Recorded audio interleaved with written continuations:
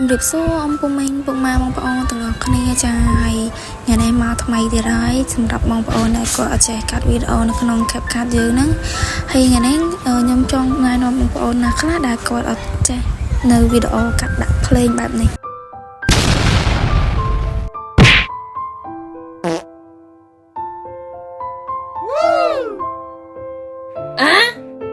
អញ្ចឹងខ្ញុំគិតថាភ្លេងបែបនេះគឺវាសំខាន់ខ្លាំងមែនតើសម្រាប់បងប្អូនដែលគាត់កាត់វីដេអូ vlog ដើរលេងឬក៏ vlog កំ pl អីចឹងណាអញ្ចឹងបងប្អូនចង់ដឹងតោះទៅសាកធ្វើជាមួយខ្ញុំនឹងប្រាប់អំពីរបៀបកាត់បែបនេះតោះជាដំបូងបងប្អូនចូលមកកាន់ CapCut យើងនឹងមកហើយបងប្អូនselect រើសមើលរូបភាពណាដែលបងប្អូនចង់កាត់ឲ្យវាត្រូវនឹងវីដេអូដែលយើងចង់បង្ហោះអញ្ចឹងណាហើយនេះខ្ញុំជ្រើសរើសរូបមួយនេះហើយបងប្អូនចូលមកកាន់ខ្ញុំនេះកន្លែងខ្ញុំដាក់កំនេះសំឡេងហើយបន្តមកទៀតបងប្អូននេះមើលកន្លែងខ្ញុំគូក្រហមនេះកន្លែងគេដាក់សំឡេងនេះហើយបងប្អូននឹងឃើញសំឡេងជាច្រើនមានគ្រប់ទម្រង់ដែលបងប្អូនចង់បានអញ្ចឹងហើយនេះគឺជាគ្រាន់តែជាសំឡេងមួយទេហើយនៅមានភ្លេងមួយទៀតដែរវាពិរោះខ្លាំងមែនតើសម្រាប់បងប្អូនណាគាត់ចង់ដើរឬក៏មិនដាក់គឺស្រេចទៅចិត្តគាត់ទេតែសម្រាប់ខ្ញុំគឺខ្ញុំគិតថាភ្លេងមួយហ្នឹងគឺពិតជាពិរោះខ្លាំងមែនតើហើយមានគ្រប់ទម្រង់ភ្លេងទាំងអស់អញ្ចឹងបងប្អូនចង់ចូលទៅមើលជាមួយខ្ញុំនឹងប្រាប់អំពីកន្លែងដាក់ភ្លេងមួយទៀតហើយ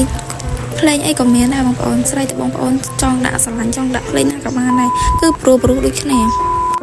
ចឹងកុំឲ្យខាតពេលយូរតោះបងប្អូនទៅមើលកន្លែងដាក់ភ្លេងមួយទៀតជាមួយខ្ញុំទាំងអស់គ្នាបងប្អូនចូលចេញមកវិញមកហើយបងប្អូនកន្លែងទៅមើលកន្លែងគេដាក់សំឡេងមួយទៀតនេះហើយបងប្អូនមើលភ្លេងទៅ